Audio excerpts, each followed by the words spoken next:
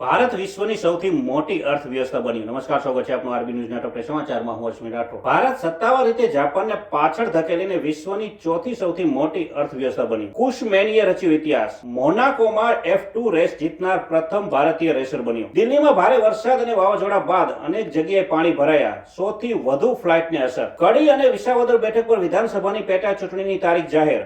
19 જૂને યોજાશે મતદાન. પાકિસ્તાનના કરાચી અને ક્વેટા હાઈવે પર એક પછી એક 3 વાહનોને ઉડાડ્યા. પાકિસ્તાની આર્મીના કાફલા પર હુમલામાં 32 પાકિસ્તાની સૈનિકો માર્યા ગયા. પૂરમાં ડૂબી ઓસ્ટ્રેલિયા. નદીમાં સમાયું તારી શહેર. 10,000 ઘર ડૂબ્યા. કેરળના દરિયા કિનારે લાઇબેરિયન જહાજ દરિયામાં ડૂબી જતા ઓઇલ લીકેજ. કેરળના દરિયા કિનારે એલર્ટ.